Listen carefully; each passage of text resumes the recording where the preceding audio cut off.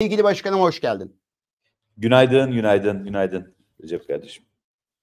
Başkanım dilerim iyisinizdir. Gayet iyiyim, teşekkür ederim. Sizler de iyisiniz maşallah. Vallahi 5 gündür, bugün 5. gün. Dolu dizgin gidiyorsunuz, görüyorum. Tebrik ediyorum. Teşekkür ediyorum sevgili başkanım. Takip etmeye çalışıyoruz ama tabii bir yandan hayat aktığı için de çok mümkün olmuyor zaman zaman girebildim ama ikinci gün malum bizim zaten bir yarım gün süren panelimiz vardı. Çok başarılı gidiyorsunuz evvela. Onun için tebrik ediyorum. Teşekkür ediyorum. Bugünün de Başkanım sonsuz teşekkürler. Çok sağ olun. Verilen emek gerçekten her STK'nın içerisinde verdiği, başkanların içinde bulunan dostların verdiği emek çok farklı ama benim de içinde bulunduğum dış yönlerdeki dostların biraz daha böyle aile içinde olduğumuz için biraz daha farklı. Takdir edersiniz ki kelimelerle ifade edemiyorum. Hepsi birbirinden çok kıymetli. Hepsi o kadar değerli ki çok büyük katkı var. Çok teşekkür ediyorum. Sonsuz teşekkürler. Bugün de son günümüz. Ben vakit geçirmeden sözü size bırakmak istiyorum. Biraz dış yönlerden bahsetmenizi. Çok komplikesiniz. Her yerdesiniz. Bugün de benim ilk üniversiteyi bitirdiğim bölümü ele almışsınız.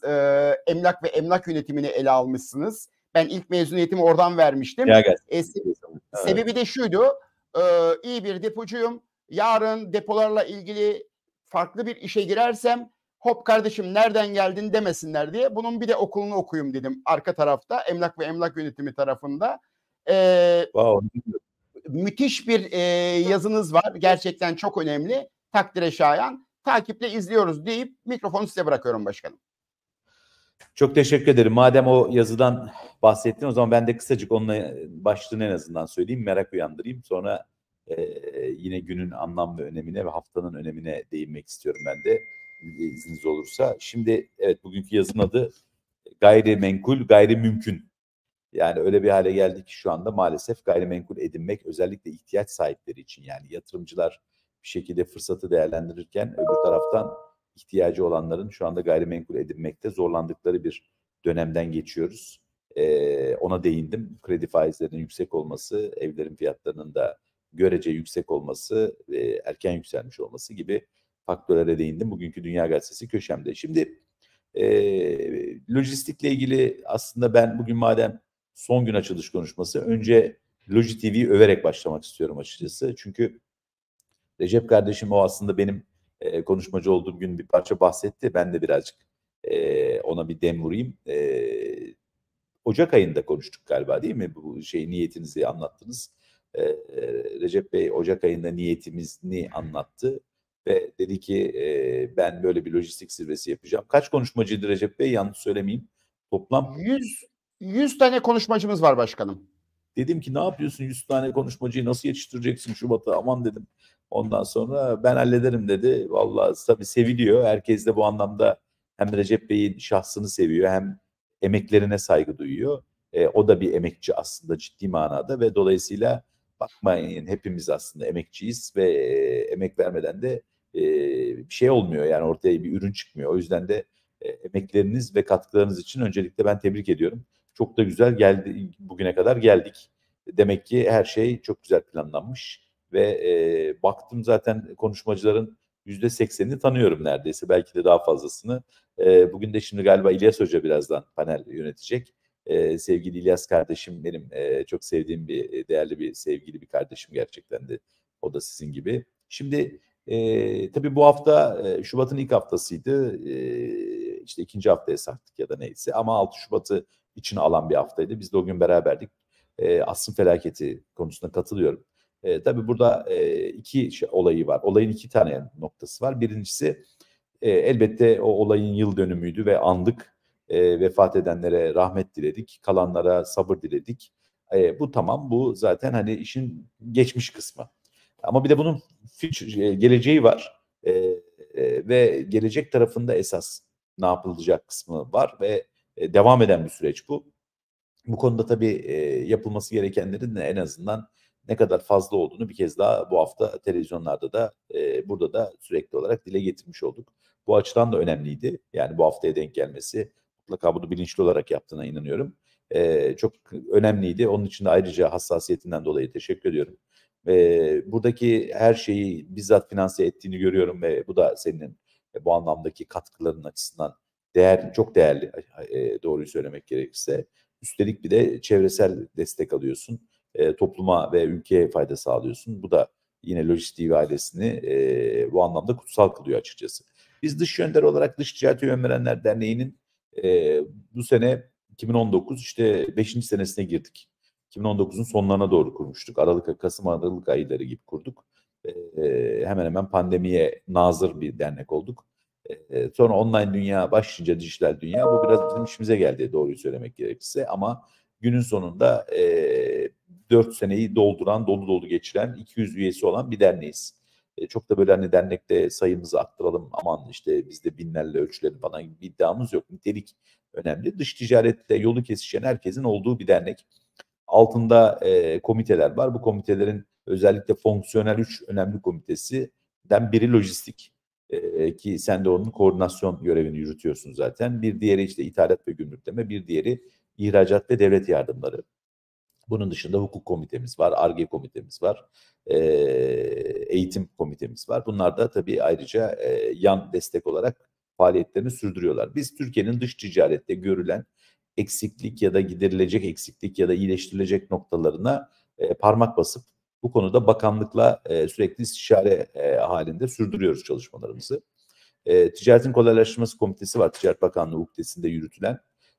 Burada çok az STK var aslında baktığımızda. Çok genç bir STK olmamıza rağmen biz de o komitenin bir parçasıyız, üyesiyiz. Bu değerliydi açıkçası. İşte bu anlamda bakıldığında yaptığımız epeyce iş var. Ama lojistik komitemiz de bu konuda oldukça faal ve güzel işler yapıyor.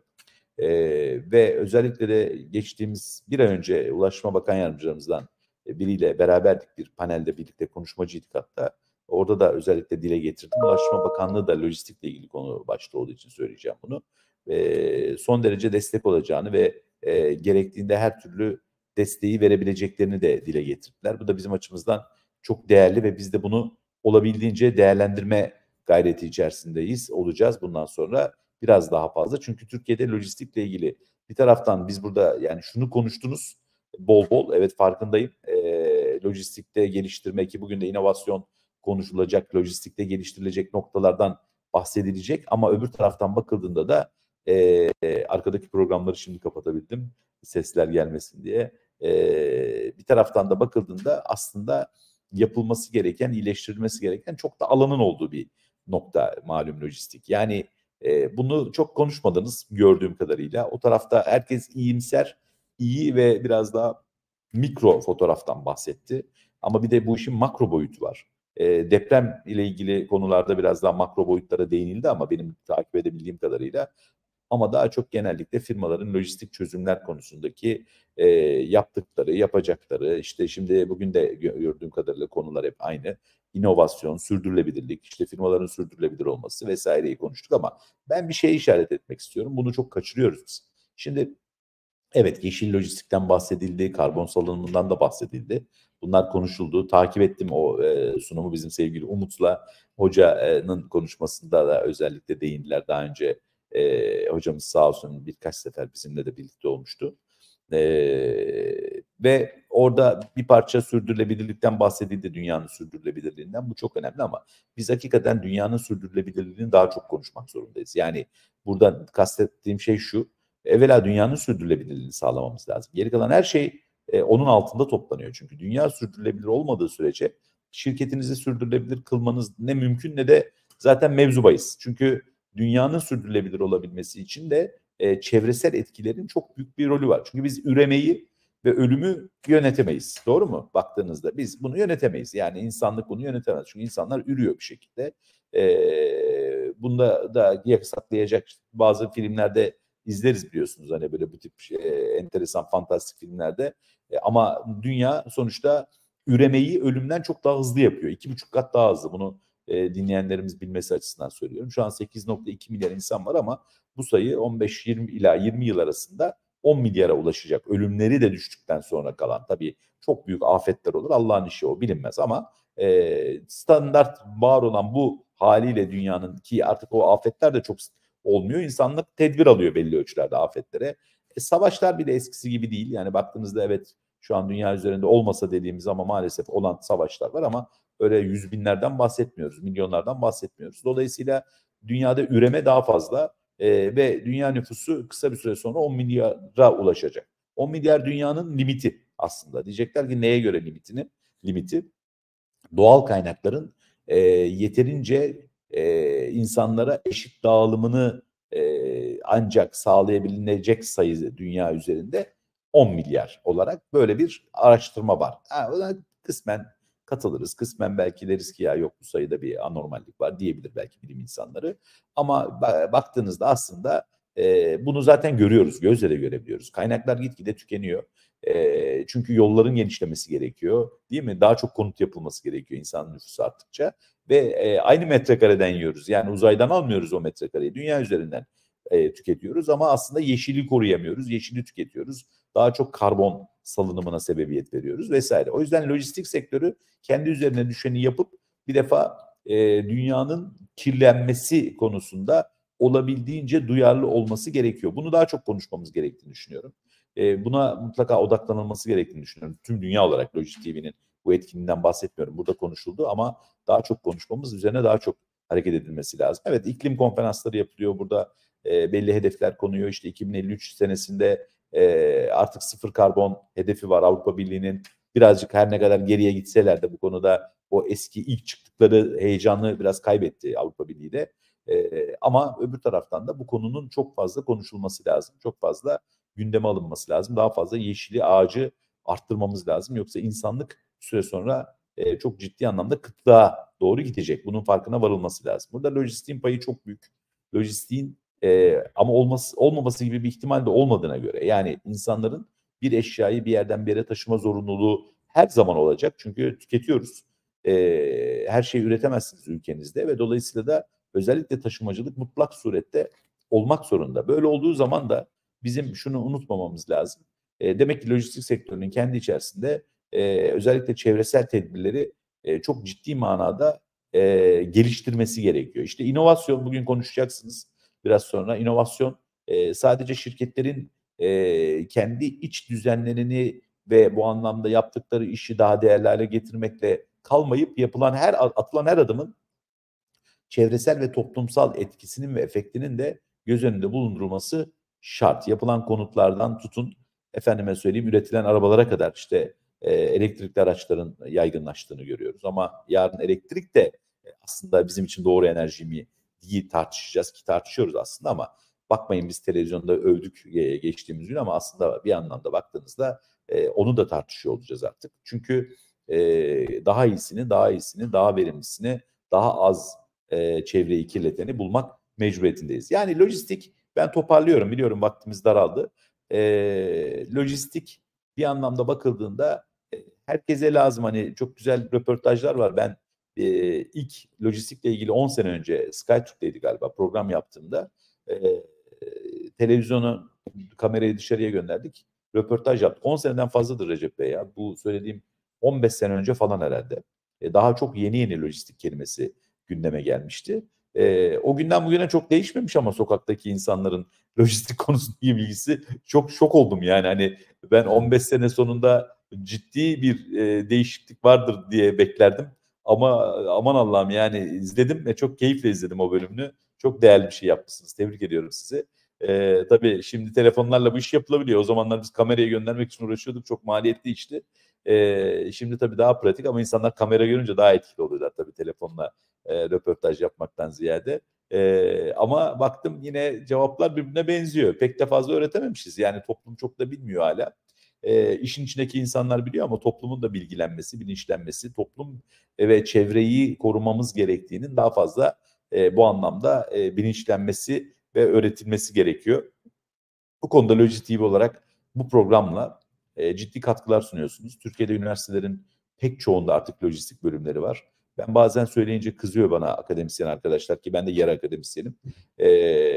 Teoriyle sadece anlatılmaz lojistik, mutlaka pratikle pekiştirilmek zorunda. Bunu yine söylüyorum, yine kızsınlar ama ben yine söyleyeceğim. Ki İlyas Hocam da biraz sonra belki beni yad eder. Ben takip edemeyeceğim çünkü 10.30'da bir toplantım var ama muhtemelen o da bana katılacaktır, yad edecektir. Çünkü pratiği de öğreterek, pratiği de anlatarak lojistiği anlamak mümkün. Dış ticaret bu işin tabii ki ithalat ve ihracat, operasyonel ve gümrük boyutunu kapsıyor. Lojistik de bu işin çok önemli bir parçası, ayrılmaz bir parçası. Ben sektöre, ülkeye, dünyaya katkı sağladığınızı düşünüyorum bu organizasyonla, 5 günlük boyunca devam eden bu çok önemli organizasyonla. Onun için tekrar tebrik ediyorum. Davet ettiğiniz için teşekkür ediyorum. Dinleyicilere bu fırsatı verdiğiniz için size çok teşekkür ediyorum ama bence dinleyicilerin gerçekten tekrar YouTube'dan, sanıyorum YouTube'a koyuyorsunuz tüm videoları, izlemelerini ve oradan ders çıkartmalarını ya da kendilerine görev edinmelerini tavsiye ediyorum. Çünkü çok değerli konuşmacılar vardı. Dediğim gibi ara gayret ettim izlemeye. Arabada giderken bile YouTube'dan izlediğim anlar oldu. Her biri birbirinden değerli isimler. Arada da ben onlara konuşurlarken mesaj atıyordum alt taraftan. O yüzden sizi tekrar tebrik ediyorum ve başarılarınızın artarak devamını diliyorum. Herhalde Loji TV markasını da çok yüceltti bu organizasyon. Bunun için de tebrik ediyorum tekrar. Hakan Başkanım, sonsuz teşekkürler. Bunları sizlerden duymak gerçekten çok önemli. Biz de ilk günden o çıktığımız Zoom'larla yayın yaptığımız günden bugüne geldiğimizde geliştiğimizi, gelişmekte olduğumuzu görüyoruz. Siz en yakından içselimizi bilenlerdensiniz. Bir şekilde Loji TV'nin bütçesiz haliyle buraya kadar geldiği durum çok daha iyi olacaktır. Bu lojistik evreni 2022'de çektik biz aslında ilkini. Sevgili Gürkan Kavrazlı'yla 15,5 saat bir yayın yaptık.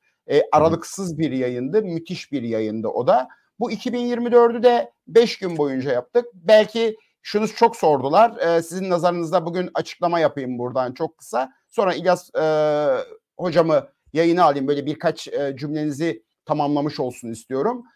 2025 hedefi, hazırlıkları, yazısı, planı, projesi tamam başkanım.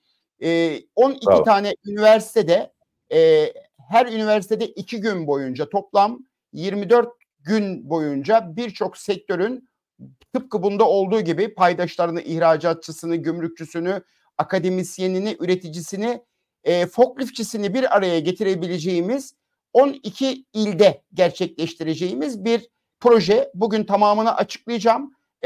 12 ilk sıraya giren üniversiteyle protokol imzalayacağız. Sonra bu benim kaldırabileceğim bir bütçe değil. Doğru sponsorlarla 2025 yılı Ocak ayından Aralık ayına kadar her ay bir üniversiteyi işin içine dahil ederek Lojistik Evreni 2025 dijital kongresi yine dijital olacak başkanım. Çünkü oradan tüm Türkiye'ye canlı yayınlar yapacağız. 12 ilde 24 gün böyle bir planın projesini ben yazdım. Bu 2024'ün arkasına yazmıştım bunu. Hedefler bu bağlamda. Üniversite ve akademisyenler için dikkat ederseniz dekanlarımız var, akademisyenlerimiz var, sektörün içinde ihracatçılarımız var. İlk sizinle konuştuğumda panel başkanları kendi konuklarını olaya dahil ederlerse çok daha lezzetli geçecek dedim. Her panel gerçekten birbirinden farklıydı. Dün Zafer hocamın, sevgili dekanımın çok güzel bir açıklaması var. Dersime çalıştım da geldim diyor. Konukların ne yaptığını biliyorum diyor.